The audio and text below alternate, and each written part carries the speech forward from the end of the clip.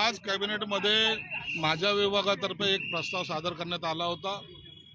त्यामध्ये प्रामुख्याने जे 1 लाख रुपये कर्ज घेतात किंवा 2 लाख रुपये कर्ज घेतात त्यांना जे काही हमी लागत होती त्या हमीमध्ये सर्वात महत्त्वाचं म्हणजे शासकीय कर्मचाऱ्यांचा त्यांचा गॅरंटर म्हणून त्याचा जो काही समावेश केला गेला होता तो शासनाने आज त्यांना अत्यंत शेवटच्या क्षणात म्हणजे पहिला त्यांचं गॅरंटर असणं आवश्यक नाही असं सांगितलेलं आहे।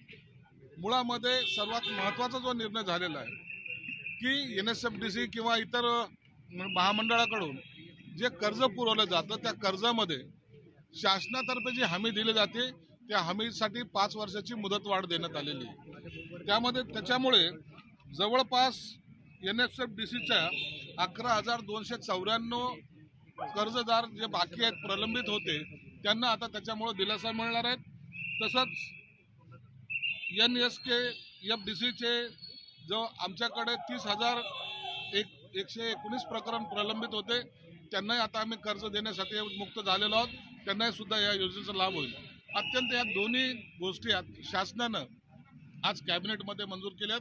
मला वाटतं यामुळे सर्वसामान्य घटकातील मागासवर्गीय घटकातील इतरांना त्याचा लाभ होईल। सर, आज पालकमंत्री पदावरून कुठेतरी नाराजी आहे, गाजाबुजी आज होते। नाही, शिंदे साहेब या आता सध्याला श्रीनगरला आहेत, ते आज दुपारून मुंबईमध्ये दाखल होतील।